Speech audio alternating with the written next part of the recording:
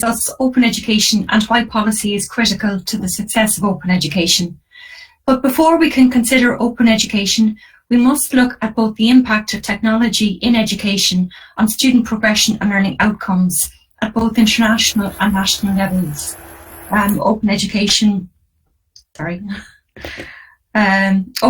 contributes directly to key system objectives by improving the quality of the learning environment. It can also support international and national priority around student progression. And as we know, one of the UN sustainability goals is quality education. This goal aims to ensure inclusive and equitable quality education and to promote lifelong learning opportunities for all. Since 2012, there is a growing body of work advocating the use of open education and open educational resources to enhance teaching and learning across all sectors of education, so primary, second level and third level. The role of open educational resources in the development and improvement of teaching skills is also growing. However, there are still barriers preventing teachers from integrating open educational resources into their classrooms. One possible solution to overcoming these barriers is raising awareness of ICT and recognising the potential of open educational resources by placing an emphasis on them during accredited initial teacher education programmes or through continuing professional development programmes aimed at existing teachers. International repositories such as Merlot and national repositories such as SkullNet in Ireland offer educators free access to high-quality teaching resources, which have been designed and developed by educators for educators. It is because these resources are created in this manner that we can trust them. These resources are primarily pedagogically driven and not driven solely by the available technology. The majority of these resources in the repositories are also shared under an open Creative Commons license, which allows equitable access to all. So let's look at why policy is critical to the success of open educational resources. In the literature, we see that Atenis in 2009 stated that we were witnessing a shift from analogue to digital across both content and practice. A shift which enables, though certainly does not guarantee, a parallel move from closed to open. The philosophy of open education is based on the idea that, quote, knowledge is a public good which should reside in the public domain for everyone to share, use and reuse, unquote. Policy is critical if open education is to be realistically supported and promoted at both a national and local level. And we saw this in Holland in 2009 with the Dutch Minister of Education launching the WikiWidgets project, an open internet-based platform where teachers could find, download, develop and share educational resources. Now, while this project was primarily concerned with creating an infrastructure for open resources, it also demonstrated the commitment of the government to realising an early, clearly defined and realistic approach to incorporating ICT into schools. However, even with all of the provision and support put in place, not all teachers availed of the resources. Looking back on the project, Schuver stated that one of the lessons learned from the project was that more communication would have been helpful, to be persuasive in nature, to convince the various parties, so school management, teachers and so on, about the benefits and role of the open educational resources that they could have regarding formal educational reform and in acquiring 21st century skills. Another outcome of the WikiWidgets project was that it recognised that the project by itself was not enough to realise the objective set by the government. And Schuver also stated that more prescriptive policies and regulations were needed to avoid the current state of permissiveness on adopting an open policy by educational organisations. So in 2015, Schuver and Wild declared that the pioneering phase of these projects had come to an end and that the impact of such projects can now be analysed in order to identify the impediments to large-scale adoption of open education. But in 2021, we are still not seeing OERs exploited to the full potential, as many teachers are still largely unaware of what is available for their specific subjects. We need a campaign to raise awareness of the available subject-specific OERs for school communities, and we've had the beginnings of this kind of activity during COVID. So let's look at the impact of the pandemic on open education. What lessons have we learned? The global pandemic accelerated the need for digital resources and particularly open educational resources. In 2020, as the pandemic forced the physical closures of schools, by April 2020, there were close to 1.6 billion children and youth out of school. Some countries had early successes of the pivot to online, largely due to having quality or access to high quality digital resources. Some countries experience more problems as the digital divide remains a problem, and that has been a current theme or quite a strong theme throughout this conference. Many stakeholders in education, including teachers and companies, supported one another online through sharing their recommendations and opening access to their resources, again during these physical school closures. In Ireland, Skolnet compiled a list to highlight the open access resources available, and the community also requested that teachers make recommendations of available open resources and upload these to the Skolnet portal for teachers and students to access. For communities, one positive aspect in the wake of the pandemic has been the abundance of high quality resources that have also been made available at no charge to students and teachers. During 2020, a group of Irish publishers and the Irish Writers' Union agreed to waive licence fees for selected books online. And there are lots of other initiatives from educational publishers to allow parents access to an online homeschool hub. However, this level of generosity is not sustainable.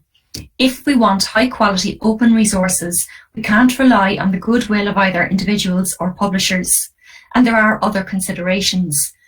In order to comply with European legislation passed in 2019, public sector organisations and private companies and organisations need to check the accessibility of their websites, mobile apps and media content.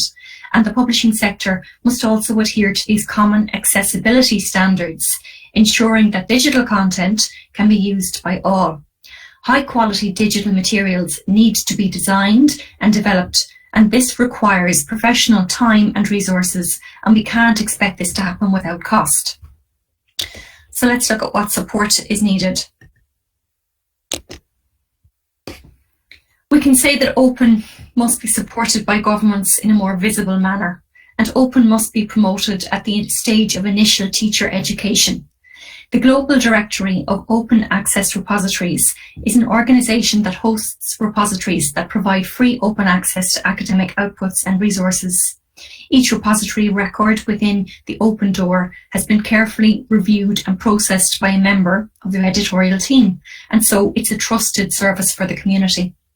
Another example of successful digital resources is the Open Discovery Space Project. This project has been assisting schools progress from the early stage of ICT and e-learning integration in teaching and learning to becoming what they term an e-mature school. In 2014, this project had 700 affiliated schools, but now in 2021, there are more than 2,600 schools involved with the project. But we can't expect teachers to take on the additional role of the design and development of high quality open resources. We need targeted funding to populate our national repositories, as was done in the early stages of the Irish repository Skolnet.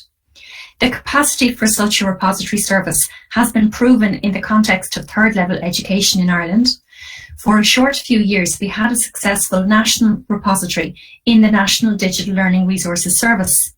This service was established as a collaborative pilot service project in 2004, largely by the university sector. By 2006, it had grown considerably as 21 of the Irish institutions had become involved. By 2010, many members were registering from organisations outside of these institutions. These organisations included other educational institutions and bodies in the wider public sector, but the repository service was shut down at the end of 2012 due to financial constraints. So to conclude, at a national level, there is clearly a need. I'll just move on my slides. At a national level, it is clear that there is a long way to go before every classroom sees students availing of the technology to transform their learning. However, schools should look at this as an opportunity to identify appropriate resources from the many internationally funded open educational repositories. Teachers could also look to repurpose what they can and integrate these digital teaching materials into their own classroom to enhance the teaching and learning environment, as Hamilton advocates.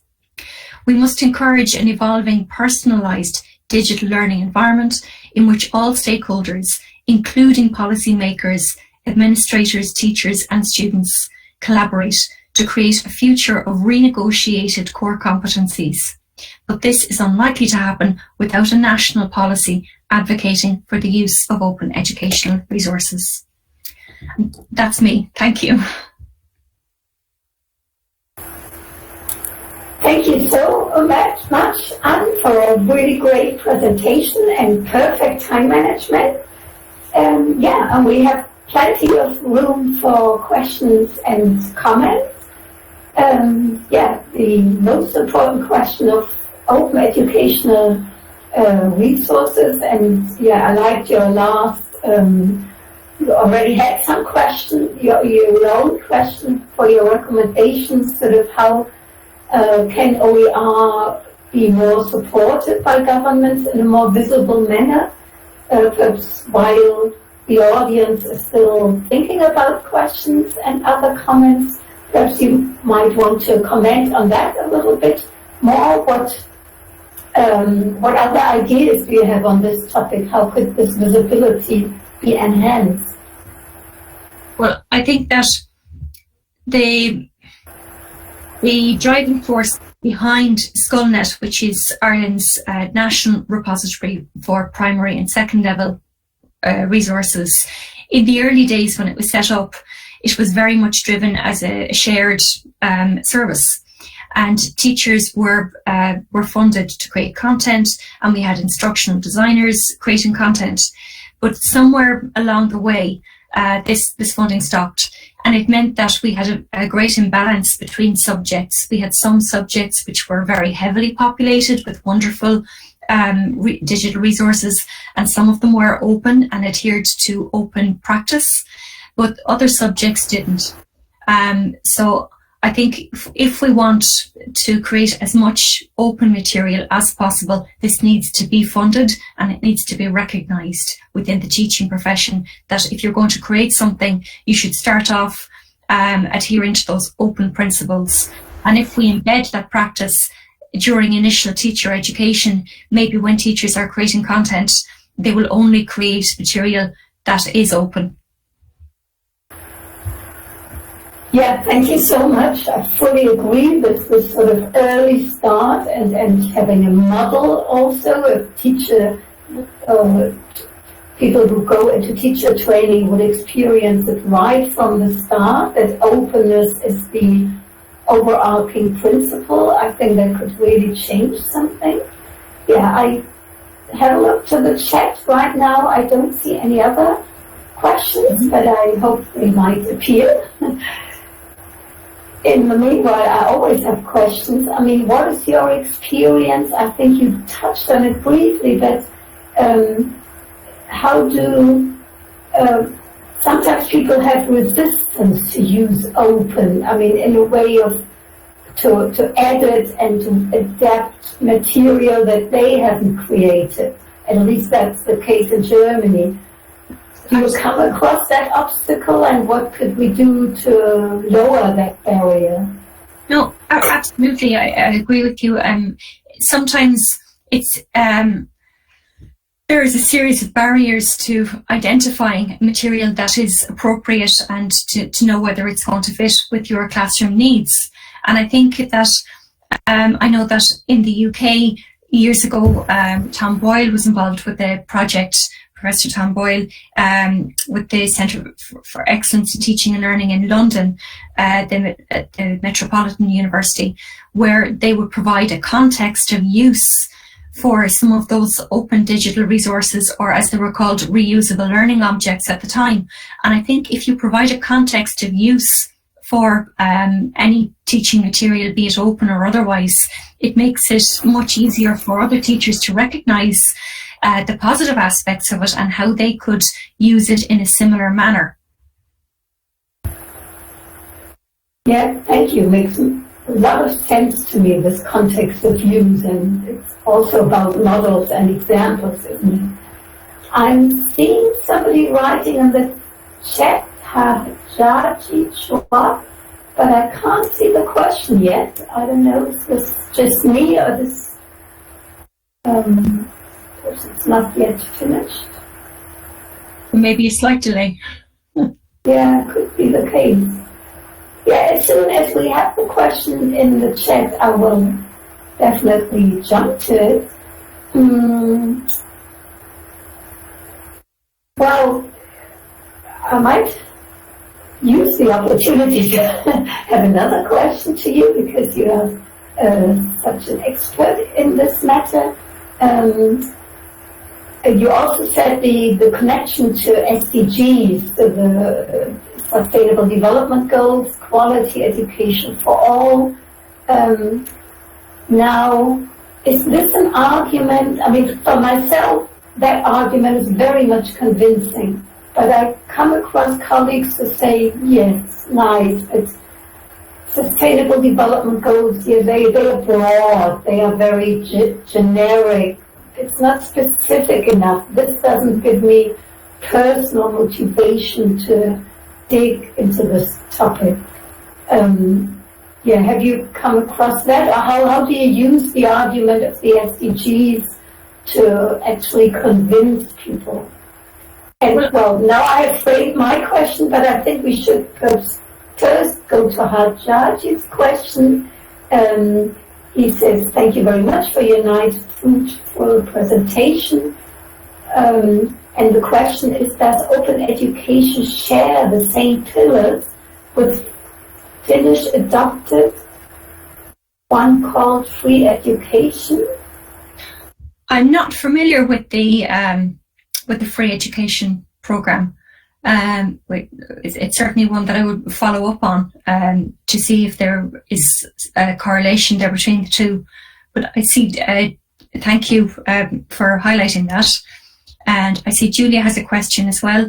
Do I think that the curriculum for excellence in the UK is inclusive enough regarding context and materials? Well, I think the legislation that was passed at an EU level in 2019 is a very interesting one, in that we have the burden. I think we have the it behoves us to create material that is accessible to all. And I know that there is the Cost Action Lead Me, which is chaired by Pilar out of the University of Barcelona, looks at, in particular, teaching materials and how we should adhere to accessibility standards when we are creating content, be it open or otherwise, so that it is as inclusive as possible. And whether that's including the captioning or alternative text, or being careful about our choice of typography or font or colour choices, it's important that at every layer of content that we put into the digital resource, that we are thinking first about how it is going to be used to make it as accessible as possible. Thank you, Julia. I hope that answers your question. Yeah, thank you so much for answering this question about the inclusiveness of open educational resources. Now we have a follow-up comment and question. I think Hajaji in the chat says free education means to give the learners freedom in their learning process.